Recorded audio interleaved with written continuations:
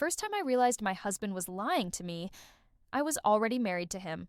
The second time, I was already trapped. People like to believe monsters announce themselves. They don't. They arrive with clean hands, polite smiles, and a version of love that feels steady enough to lean on. That's how I fell. Not fast, not foolishly, carefully, deliberately. I married a man I thought I knew. I was wrong. I met Daniel at a bookstore cafe.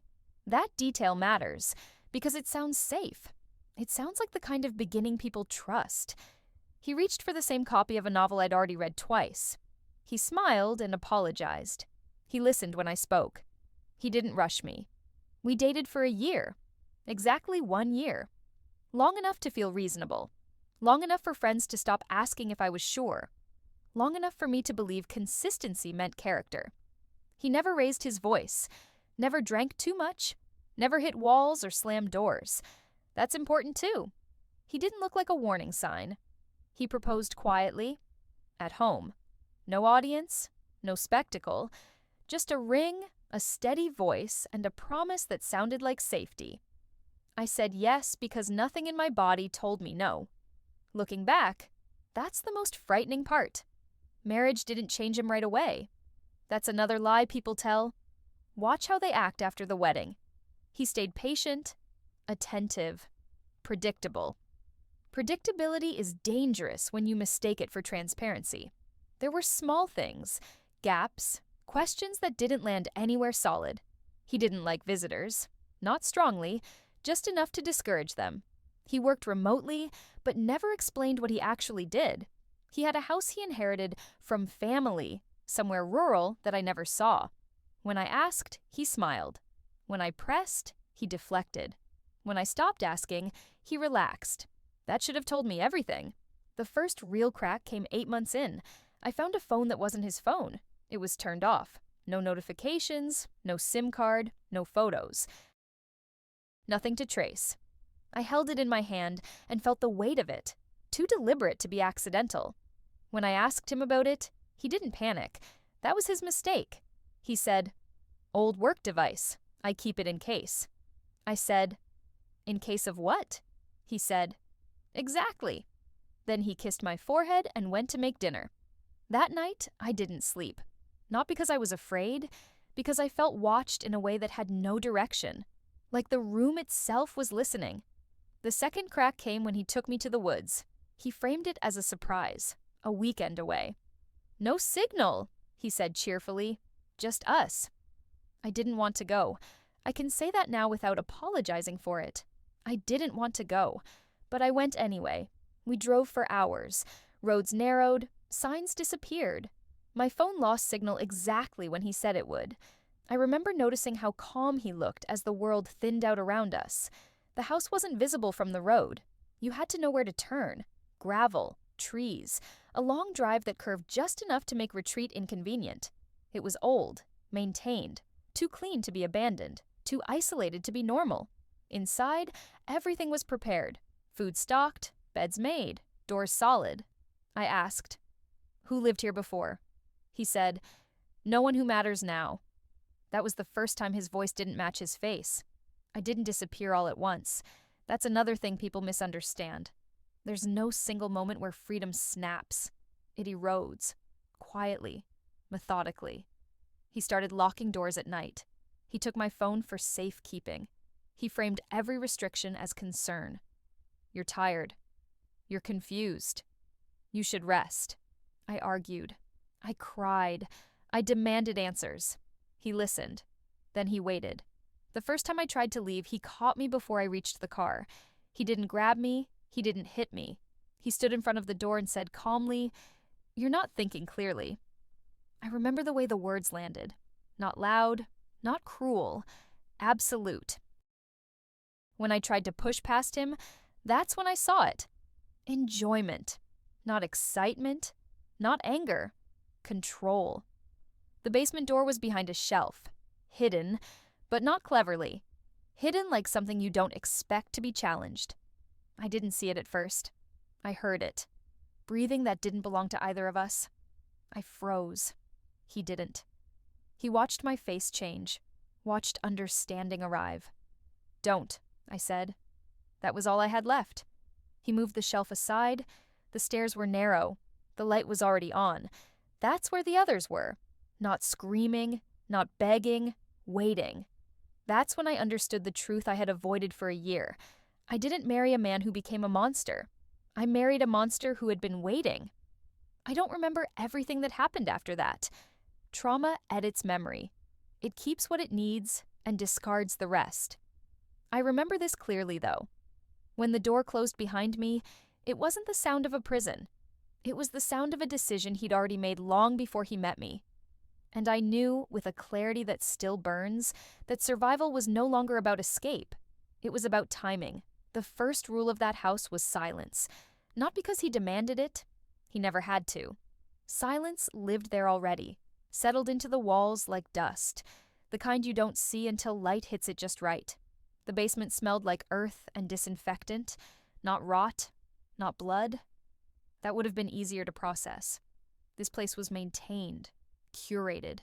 That realization was worse than chaos would have been. There were 4 rooms, maybe 5.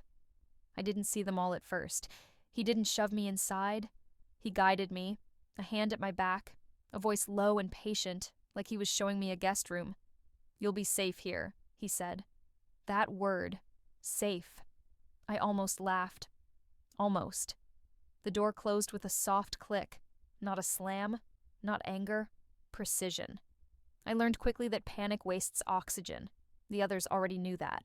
Their eyes told me everything before their mouths did. 2 women, 1 man. All alive, all quiet. No chains, no cages, just doors that locked from the outside. That's another myth people cling to. That captivity looks violent. It doesn't have to. Control is cleaner when it doesn't leave marks.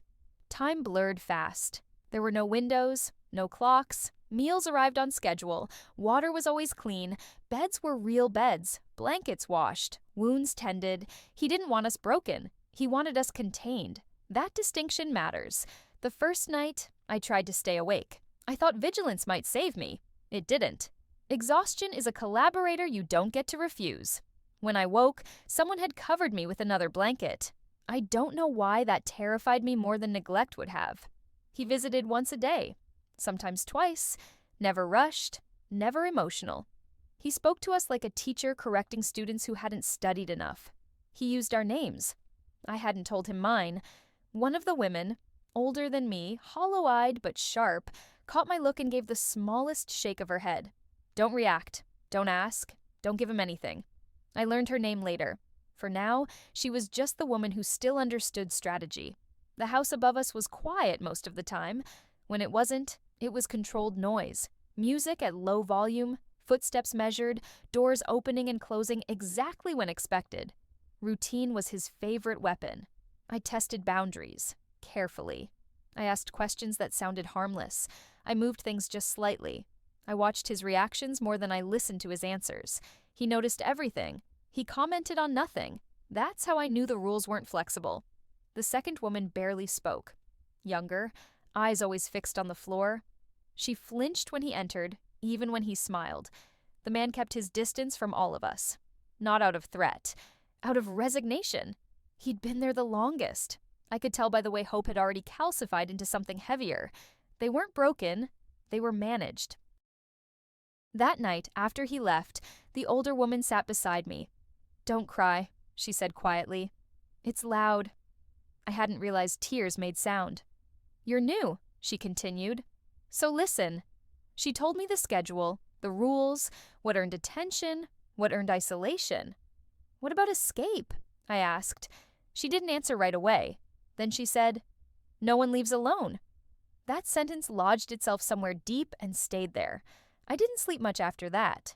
Not because I was afraid, because my mind was already working. Fear wants you small. Survival wants you precise. And somewhere between those basement walls, I stopped thinking like a wife.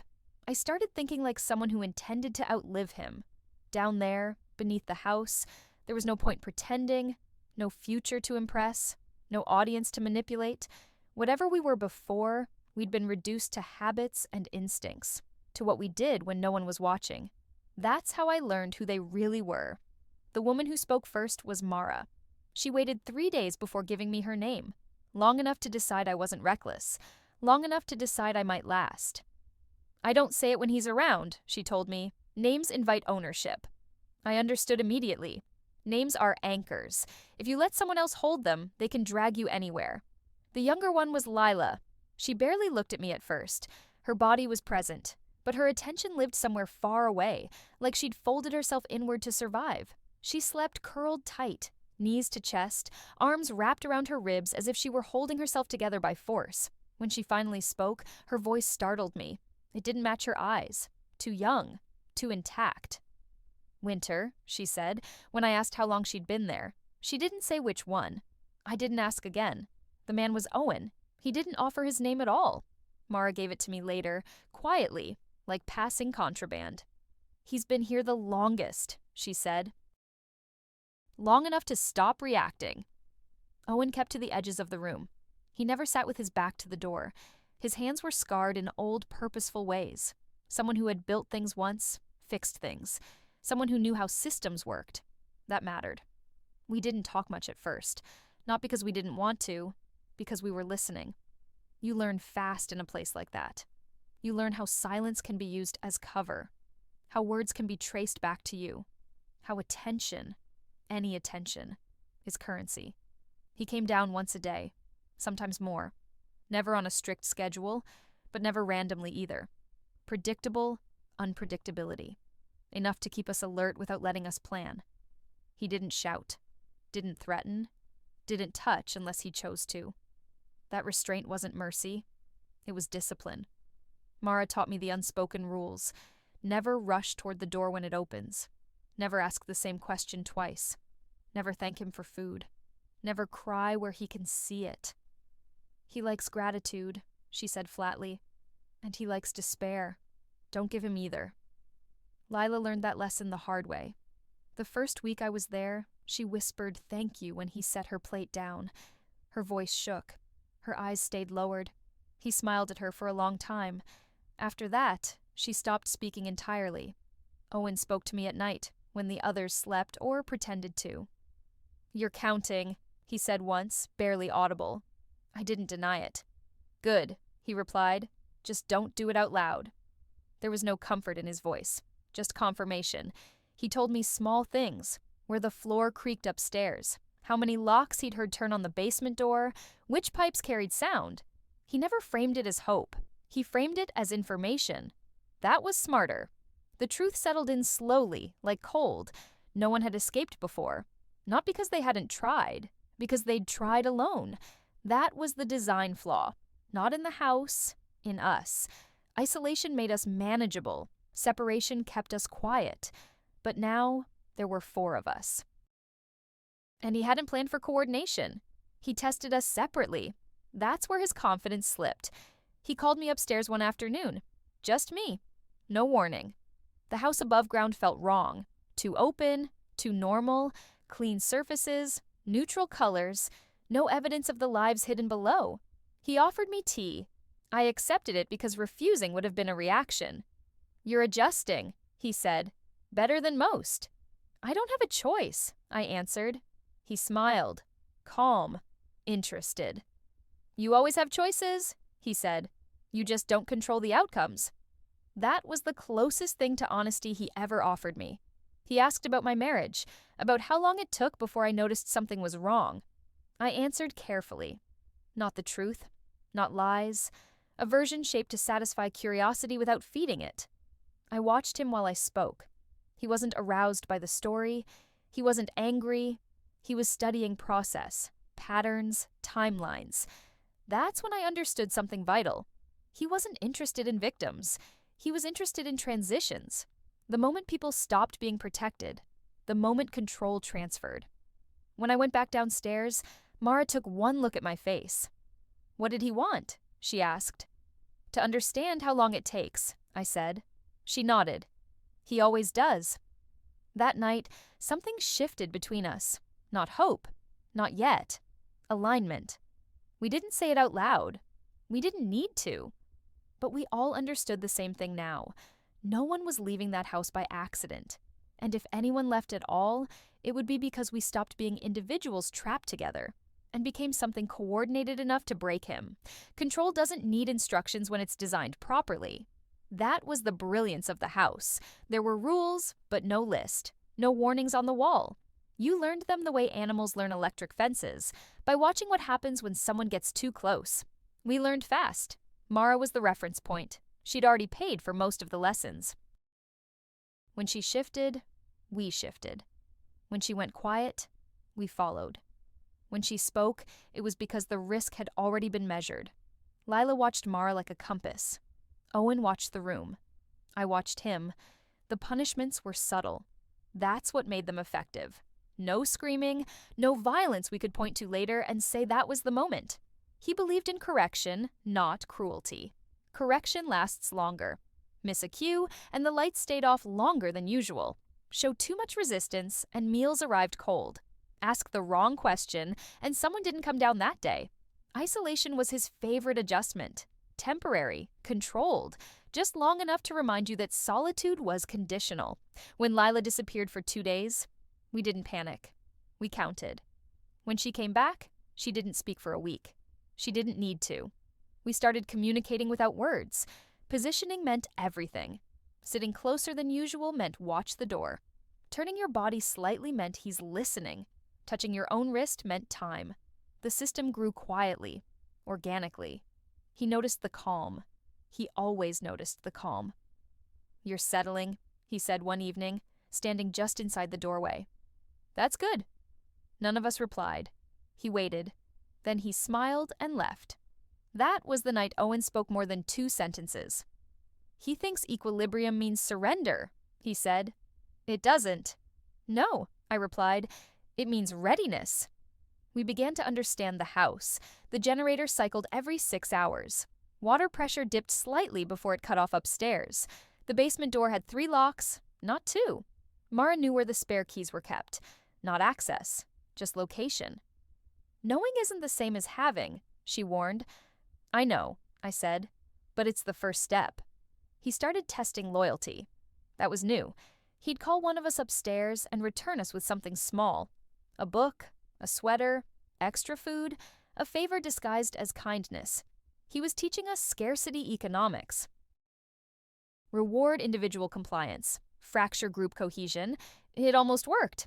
Leela brought back a blanket once. Thicker than the others. Cleaner. She held it like it was proof of something dangerous. Mara met her eyes and shook her head. That night, Leela folded the blanket and placed it in the center of the room. No one used it. The next day, the blanket was gone. He didn't comment, but his visits increased after that. He tried conversation with me again. "You're different," he said. "You organize people." "I don't," I replied. "I observe." "Same thing," he said lightly. "That was a mistake. Observation doesn't threaten control. Leadership does." He was telling me what he feared without realizing it. The first real fracture came with the man who didn't exist. One night, while we were counting footsteps upstairs, we heard another set. Heavier, slower, unfamiliar. Owen froze. "That's not him," he whispered. We waited. The steps crossed the house, paused, left. The next day, one of the rooms was empty. The man who had been there before me, the one who never spoke, was gone. No explanation, no sound, no blood, just absence. That's when reality sharpened. We weren't just being contained. We were being curated. Mara sat down hard that night. "They don't all stay," she said. "I didn't want to tell you yet." "Where do they go?" Lila asked, barely audible. Mara didn't answer. She didn't have to. I felt something cold settle into place, a clarity that cut through fear and replaced it with urgency. "This isn't indefinite," I said quietly. "It's staged." Owen nodded. "Selection," he said. "Not storage." That changed everything, because if the house was a system, then it had outputs, and systems can be disrupted, not by panic, by precision. That night, for the first time, we didn't just plan survival, we planned interruption. You don't notice how quiet someone has become until they almost disappear. Lila had been fading for days. Not dramatically. Not in a way that would trigger alarm. Just thinning. Less movement. Less breath. Like she was learning how to take up less space than her body required. That's how he liked them when he decided they were ready. I saw it before the others did. Not because I was smarter, because I knew the look. I'd seen it in mirrors long before the woods. The moment when endurance stops being strength and starts becoming surrender. He came for her that night. Not immediately. He lingered. Let us hear him unlock the door. Let us register the choice. Lila, he said gently. She stood without protest. That was the most dangerous part. When the door closed behind them, Mara swore under her breath. A single word. Sharp. Controlled. Owen went rigid. I didn't move. Movement wastes time when what you need is clarity. She won't come back the same, Mara said quietly. She might not come back at all, Owen added. Neither of them was speculating. They were remembering. Lila returned just before morning. She didn't cry. She didn't speak. She walked straight to the corner farthest from the door and sat down with her knees drawn up, eyes empty in a way that wasn't shock. It was compliance. That scared me more than hysteria ever could. I sat beside her slowly. No sudden movements. No questions. After a long time, she whispered, "He says I can leave." No one spoke. "He says I just have to stay with him upstairs," she continued. "That I don't have to be afraid anymore." There it was. The lie dressed as mercy. Mara leaned forward. "Did he say when?" Lila hesitated. That told us everything. "When you agree," Mara finished. Lila nodded. Owen turned away. I held my face still. Because here was the truth we'd been circling without naming. He didn't just want bodies. He wanted consent. Not real consent. Something close enough to let him pretend. That was the final stage. "He's lying," I said calmly. Lila looked at me for the first time since she'd come back. Really looked. "He says you're dangerous," she whispered. "He says you're angry and you'll get us all hurt." I almost smiled. "Of course he does," I replied. "I am." Mara put a hand on Lila's arm. Firm, grounding. "He told me the same thing," she said, "and before me, someone else." Lila's breath hitched. "What happened to her?" Mara didn't answer right away. Then she said, "She stopped being herself. That's how he let her go." "Go where?" Lila asked. Mara's jaw tightened. "Exactly."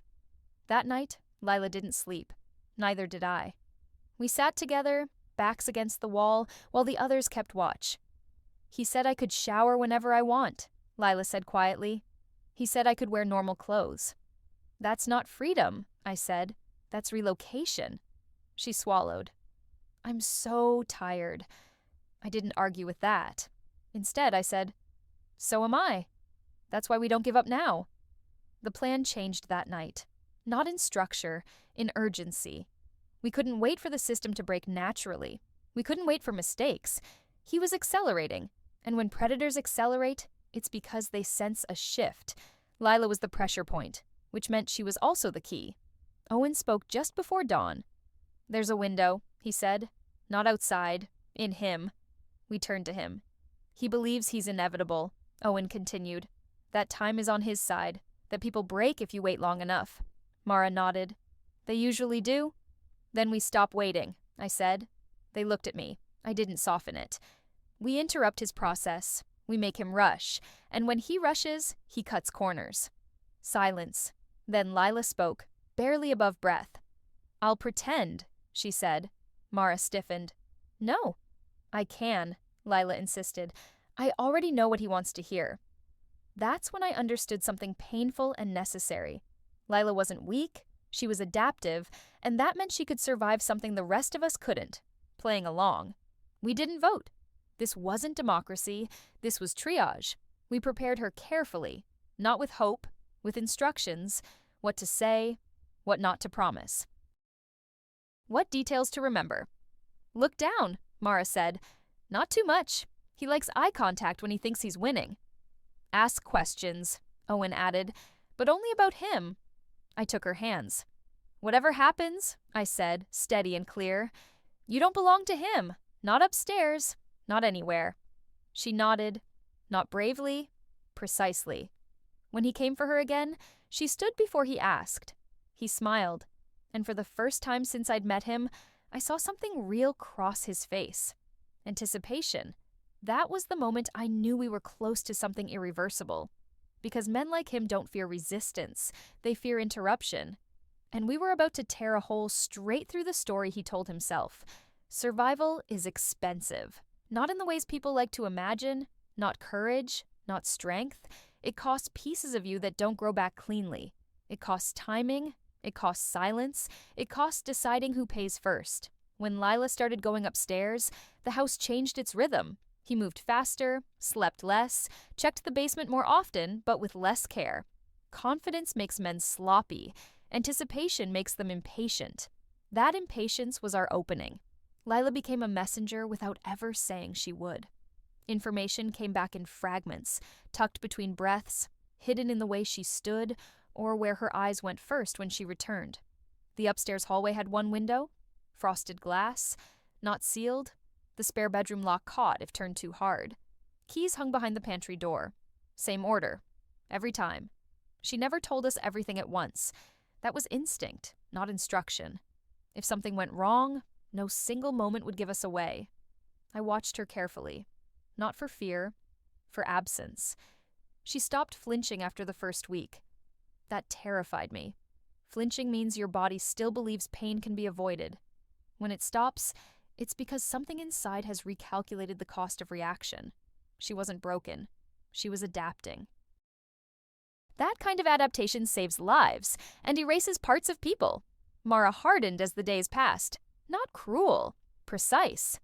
The closer we get, she told me, the less room there is for kindness. I didn't argue. Kindness is a luxury item in places like that. Owen worked constantly now. Palms against walls, ear to pipes, eyes closed, counting vibration. There's a delay, he said one night, between the generator cycling and the upstairs light stabilizing. How long? I asked. 8 seconds, he replied. 8 seconds isn't long. It's enough. He started trusting Lila. That was the most dangerous phase. Trust makes people careless. It convinces them they've already won. He let her help prepare food once, let her hold a knife. She didn't shake, didn't rush, didn't linger. She handed it back like it meant nothing. He smiled. I memorized that smile. I wanted to remember exactly what confidence looked like on him, so I could recognize the moment it disappeared. Then he brought someone new. We heard the car before anything else. Different engine, different weight. A woman's voice upstairs, polite, uncertain. The basement went silent. Mara closed her eyes. He's accelerating, she said. That's never good. Lila came back pale, but steady. He says she won't stay, she whispered. He says she's just passing through. That's not how this ends, Owen said. No, I agreed. That's how it speeds up. We didn't have time anymore. The plan we'd been shaping slowly had to be finalized without refinement. No perfect alignment, no extra data, just enough. Someone would have to draw him off. Someone would have to stay in his sight long enough for the rest to move. Mara didn't hesitate. You, she said to me. I nodded. Lila grabbed my wrist hard enough to hurt. No, she said. Not quietly, not carefully. You already paid, I told her. This part's mine. That wasn't bravery. That was accounting. The plan was simple because complex plans break under stress. When the generator cycled, Owen would damage the basement lock, not open it, break it so it couldn't be secured quickly. Mara would take Lila and move, hide, delay, stay unseen. I would go upstairs, willingly. The idea settled in my chest like a weight that didn't argue. We waited. The hum dipped. Lights flickered. 8 seconds. Metal screamed as Owen forced the mechanism. Not clean, not quiet. Enough. Footsteps thundered above us. I moved before anyone could stop me. The basement door opened, and for the first time since the day I married him, I chose the direction of my own movement. Up. Not because I believed I'd survive it, because survival had stopped being the point. The air upstairs felt thinner, not cleaner, not freer, just different, like a place that had forgotten how to hold people without swallowing them. He turned when he saw me. No surprise, No anger, curiosity. That was worse. You decided to come up, he said calmly, like I'd chosen a seat at the table. Yes, I replied. My voice didn't shake. That wasn't bravery. That was depletion. When fear runs out, something steadier takes its place. He studied me for a long moment. I let him believe this was his scene to control. You're early, he said finally. I didn't want to miss anything, I answered. That earned a smile, small, genuine. He gestured toward the chair. I didn't sit. That was my first refusal. He circled slowly, like he was adjusting to a new variable. You think you're protecting them? He said. That's admirable. Misguided, but admirable. I'm not protecting anyone, I said. I'm interrupting you. The word landed. I saw it in his eyes. A flicker of recalculation. He didn't like language that reframed the situation without permission. Interruptions end badly, he said. So do routines, I replied. The house made noise around us. Not dramatic noise. Subtle ones. A pipe rattling where it shouldn't. A faint echo that suggested movement below. He noticed. His head tilted slightly. Stay here, he said, tone sharpening just enough to matter. I didn't move. That was my second refusal. He stepped closer. Not threatening. Assessing distance. Options. You were always more observant than the others, he said. That's why this hurts you more. I met his eyes. No, I said. It hurts you more, because I see you clearly. That did it. Not rage, not violence, impatience. He turned away from me and moved toward the hallway. That was the opening. The generator hiccuped again. Lights dimmed. 8 seconds. I didn't run. I spoke. You don't own endings, I said loudly. You just delay them. He spun back, irritation flashing openly now. What did you do? He demanded. Nothing, I said.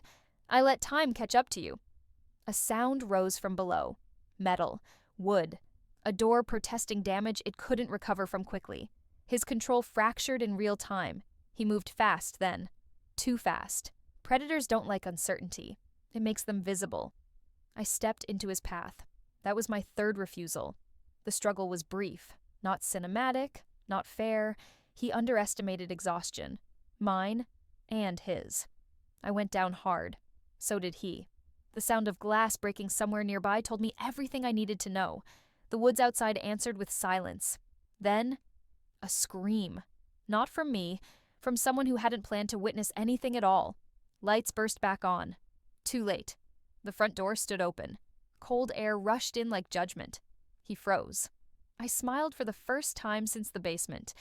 You rushed, I told him. That's always the mistake. I didn't stay to see how it ended. I heard Mara's voice. Owen's. Lila's breath, fast and alive. I ran barefoot into the trees. Branches tore at my skin. Gravel bit. Cold burned. I didn't stop. Behind me, the house lost its shape, its authority, its silence. Somewhere far off, sirens began to argue with the night. The woods didn't answer. They never do. But for the first time, neither did he. Freedom isn't loud. It doesn't arrive with relief or music or the sense that everything is finally over. It arrives disoriented, cold, suspicious, like something you don't trust yet because it's never kept you alive before. I ran until my lungs burned and then I ran some more. When I finally collapsed, it wasn't because I felt safe, it was because my body refused to move again. The woods smelled like wet leaves and blood that wasn't mine. My feet were shredded. My hands shook so badly I had to sit on them. Somewhere behind me, the house still existed. That mattered more than I wanted it to. They found me just before dawn. Flashlights first, voices second, hands last. I remember flinching when someone touched my shoulder. I remember saying don't without knowing who I was talking to. I remember a woman's voice repeating my name like it had always belonged to her. It hadn't. I didn't give statements right away. I couldn't. My mouth worked, but my mind was somewhere else, still underground, still counting doors. They wrapped me in a blanket and asked gentle questions that landed like static. What's your husband's name? How long were you there? Are there others? I answered the last one first. Yes. That was the only word that came out clean. Hospitals are strange places for people who've been controlled. Everything is optional. Everything requires consent. Even water. They asked before touching me, explained procedures, waited for answers. I didn't know what to do with that. When a nurse asked, "Is it okay if I check your vitals?" I stared at her like it was a trick. She waited. That undid me more than anything else. Mara didn't come to the hospital. Owen did, briefly. Long enough to confirm Lila was alive, long enough to look at me and nod once. We didn't hug. That wasn't who we were. Lila came later. Quiet. Wrapped in someone else's jacket. She sat beside my bed and held my hand like it was proof of something fragile but real. "He keeps asking for you," she said. "Who?" I asked. "The detective." I nodded. "Tell him I'll talk when I can say it straight." She understood. She always had. The interviews came in waves. Local police, state, federal, different badges. Same hunger. They wanted timelines, motives, psychology. They wanted a monster they could outline cleanly. I gave them facts, addresses, routines, names. I didn't give them metaphors. That disappointed some of them. "You're very composed," one man said. "I'm exhausted," I replied. "There's a difference." He didn't write that down. The house made the news. They called it remote, isolated, hidden. They said things like no one could have known. That part made me laugh. Not because it was funny, because it was familiar. People love believing monsters are rare, that they live far away, that they announce themselves with warning signs and obvious cruelty. The truth is harder to swallow. He lived quietly, paid taxes, had neighbors who waved. He didn't disappear. He blended. They asked why I married him. That question came up more than any other. I answered it once, carefully, and then never again. "I married the version of him that existed in daylight," I said. "That's the one he meant me to see." They didn't like that answer. It didn't assign blame cleanly. Recovery was not linear. Some days I felt solid, present, real. Other days I couldn't stand the sound of keys, or locks, or footsteps behind me, even when I knew they belonged to nurses. I slept with the lights on, then with them off, then on again. Progress is not a straight line. It's a series of negotiations with your nervous system. Lila asked me once if I thought he'd ever get out. I didn't reassure her. I told her the truth. "I don't know," I said, "but I know he doesn't get to define us anymore." She nodded slowly. That was enough. The world kept moving. Cars passed. People argued about things that had nothing to do with basements or woods. That was the strangest part. The normalcy. It felt obscene at first. Then it felt like a gift I wasn't sure I deserved yet. I took it anyway. Because survival, I'd learned, doesn't wait for permission. There's a moment after trauma when the world decides it's done with your story. Not because it's resolved, because it's tired. The sirens stop. The headlines shrink. The questions become less urgent, then procedural, then polite. Eventually, they stop altogether. That's when the real work begins. The trial didn't happen the way people imagine. There was no dramatic unraveling, no single sentence that collapsed him into something small. He didn't confess. He didn't deny in any way that mattered. He watched, he listened, he adjusted. Even in court, he treated it like a system. I testified once, only once. I stood, swore to tell the truth, and gave them facts without emotion. Not because I didn't feel it, but because emotion was something he'd always tried to harvest. I wasn't feeding him anymore. When the prosecutor asked how I felt when I realized who he really was, I answered honestly. "I didn't realize," I said. I recalibrated. That word landed wrong in the room. Too technical. Too cold. Good. They wanted tears. They got clarity. They wanted horror. They got structure. Monsters hate structure when it's not theirs. Afterward, people told me I was brave. I didn't correct them, but I didn't accept it either. Bravery implies choice. Most of what I did was necessity. You don't call it bravery when someone swims because the boat is gone. You call it physics. Mara disappeared. Not in a tragic way, in a deliberate one. She left town before the trial ended. No forwarding address, no explanation. Just a note written in block letters and left with someone who knew how to find me. Some people survive by staying visible. Others survive by leaving no outline. I understood. Owen stayed long enough to testify, long enough to make sure the facts were anchored. Then he went quiet. Not vanished. Just distant. Like someone who had returned to a life that no longer needed to explain itself. Lila stayed in touch, carefully, on her terms. Sometimes she texted just a single word, still here. Sometimes weeks passed with nothing. That was fine. Survival doesn't owe anyone consistency. I moved. Not far, but far enough. I didn't keep the house. I didn't keep the furniture. I didn't keep the name. I kept my body. That felt like enough. People asked if I forgave him. That question never goes away. It just gets asked with better manners. No, I said. I released him.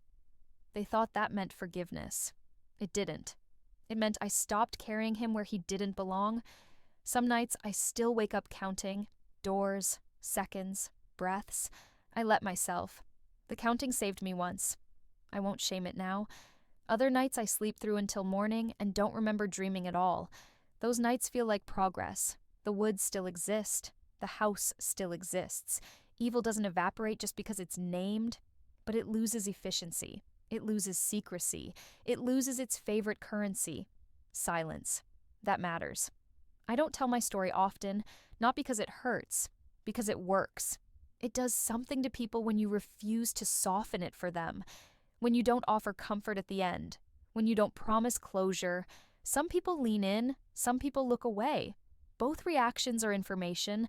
I'm not who I was before. I don't want to be, but I am precise now, boundaried, unmistakably present. And if there's one thing I know with certainty, it's this. He thought survival ended when escape began. He was wrong, because survival isn't a moment. It's a practice. And I'm still practicing. People expect endings to close things. A verdict, a sentence, a final door. That's not how it works. Endings don't seal trauma. They expose what survives it. I don't track the dates anymore. I know when seasons change because my body tells me first. Cold still makes me alert.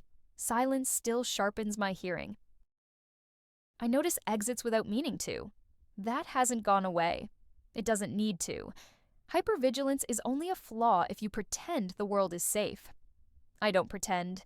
He writes letters. Not often, not emotional, always measured. He never apologizes. He never threatens. He never asks directly for forgiveness. He explains. That's the pattern. I don't read them. That's the boundary. Some people need to understand in order to move on. Others need to refuse the conversation entirely. I chose refusal. That's not denial. That's authority. Lila is older now, not just in years, in posture, in how she takes up space without permission. She doesn't ask before she speaks. She doesn't lower her eyes when she shouldn't. Once, over coffee, she said, "I don't think I would have survived if you hadn't gone upstairs that night." I didn't correct her, not because she was right, but because she needed that version of the story. Survivors get to decide which truths they carry. Mara never reached out again. I don't look for her. People like her don't vanish because they're lost. They vanish because they're done. I respect that. Owen sent one message 2 years later. I fixed something today. Thought you'd understand. I did.